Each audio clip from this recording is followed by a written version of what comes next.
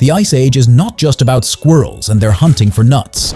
It was also one of the harshest tests for the human race. For thousands of years, glaciers extended to the equator. Most of the planet turned into a dry desert, and food sources were mostly limited to rocks. However, our ancestors not only managed to survive, but also increased their brain volume, acquiring characteristics during the Ice Age that continue to help us survive to this day. Let's take a closer look at what life was like during this challenging era.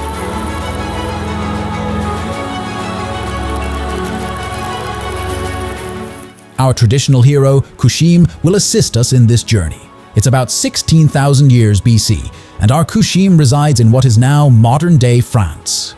The Ice Age is in full swing, so let's begin by understanding what it is and why it occurs.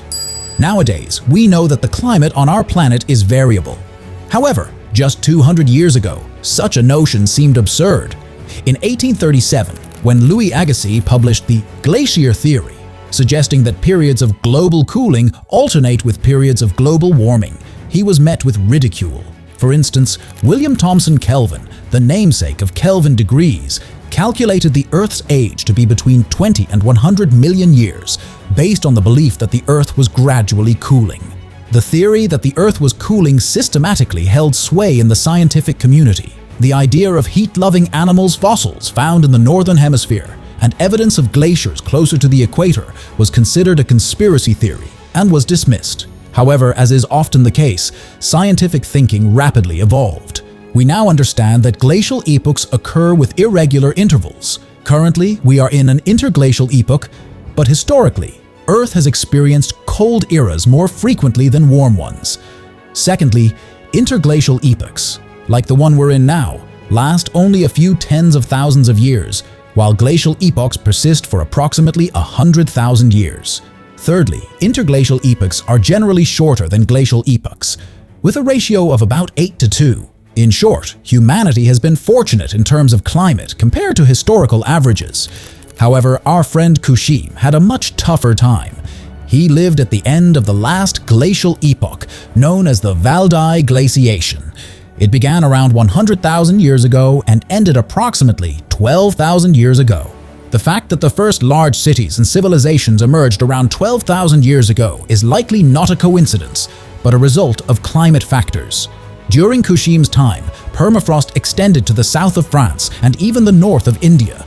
And where the ice did not reach, life remained challenging due to limited access to water. Even the Amazon rainforests, which had persisted since the time of the dinosaurs, transformed into arid savannas as glaciers and sea levels dropped by 120 meters globally. This land bridge, created by the lowered sea levels, connected North America to Eurasia at the modern Bering Strait. Ancestors of the Aztecs, along with mammoths and bison, migrated southward, while wolves, horses, and camels moved in the opposite direction into Eurasia. However, we are primarily interested in humans. At first glance, it may seem that our Kushim lived in extremely challenging conditions. But in reality, the situation was not as dire as it appears. The key to their survival was the tundra and the steppe. While it may seem that our Kushim, living 18,000 years ago, faced nothing but ice ahead, the reality was different. Even a modern tundra near Salakard is not an accurate comparison.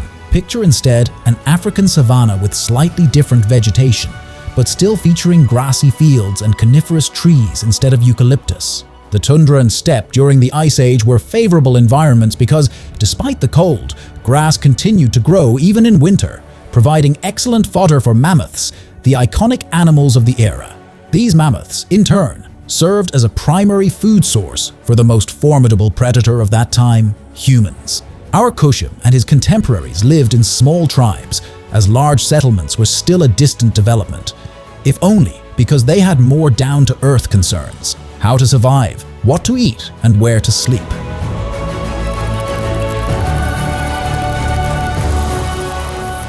This video is brought to you by Thorum.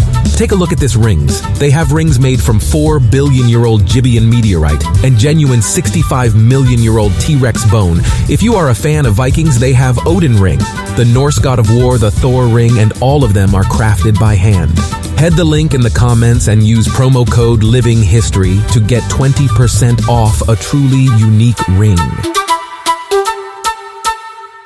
The arid climate, which was 6 degrees colder than the current one, the presence of huge animals that needed to be hunted, and the constant need to relocate due to depleted berry resources in the vicinity. Nature presented numerous challenges to the Ice Age man. However, our ancestors employed the most creative approaches to overcome these challenges. For instance, the diet of North American Aborigines consisted of 80 to 90% buffalo and bison. These animals not only provided food, but were also used to make clothing and tools.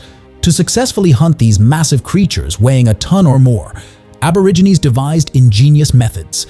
They would locate buffalo pastures near cliffs, dig pits with sharp objects at the bottom, and place a hunter in a calf's skin to attract the herd's attention by mimicking a calf's movements and sounds. As the herd approached the cliff, other hunters would emerge from hiding, causing a commotion. Frightened by the shouting and sudden movements, the animals would run off the cliff to their demise, providing sustenance for the tribe. In Canada, for example, a similar 36-foot cliff has been included in UNESCO's list of World Heritage Sites. The Eskimos primarily relied on huge reindeer for sustenance. To avoid the challenge of transporting the carcass long distances back to the tribe's camp, they would wound the reindeer first. Then, imitating the behavior of a wolf pack, they would chase the wounded animals to the river where they could be killed, loaded onto a boat, and transported home. Such sophisticated hunting techniques demonstrate the resourcefulness of Ice Age people who had brains that were 10–15% larger than ours. Until recently, it was believed that human brains began to shrink as the Earth warmed and people no longer had to engage in daily survival battles. However, research conducted 2 years ago by the University of Boston, analyzing human remains worldwide, revealed a more disconcerting fact. The average brain volume only started to decrease around 3,000 years ago, a relatively recent development in historical terms. A larger brain doesn't necessarily equate to genius-level IQ, but it indicates better spatial navigation, strategic planning, and the ability to manage the tribe's needs. Given that one mammoth could provide food for nearly a year, meticulous planning was essential, including freezing, cooking, and drying meat. Add in constant nomadic lifestyles, and their daily lives were far more complex than our routine grocery shopping. The increased brain size of our ancestors also manifested in curiosity and creativity. Famously, Ice Age people left behind cave paintings, palm prints, and other forms of self-expression. What's less known is that many of these expressions were often spontaneous and far from their actual living quarters. An example comes from the Basura cave in northern Italy, where footprints and palm prints helped scientists reconstruct events from 14,000 years ago. In this instance, a family of 5, including 2 adults and 3 children, ranging from 3 to 11 years old, ventured into the cave, carrying pine torches to light their way. They navigated through tight corridors and obstacles, demonstrating determination and adaptability. Once in a large hall with stalagmites, they engaged in what appears to be artistic activity, leaving handprints on the ceiling with charcoal and exploring the cave. This suggests that they were not necessarily performing rituals, but simply enjoying themselves. Archaeologists are gradually moving away from the notion that everything ancient people did had ritualistic significance. Instead, they are adopting a more pragmatic view, acknowledging that people in those times sometimes acted without specific plans. Children in the Ice Age, who constituted half of the global population, compared to today's 25%, played a significant role in the tribe's life. Recent discoveries suggest that they actively contributed to tool making, hunting, berry picking, and gaining early hunting experience. Their participation and contributions helped ensure the survival and prosperity of their tribes. During the Ice Age, the global population did not exceed a few million people. As the ice retreated approximately 14,000 years ago, the human population began to grow exponentially, reaching several hundred million by the start of our era. While nature released its icy grip on humanity, contemporary environmental concerns suggest that we may not have fully appreciated this gift. See you again, everyone!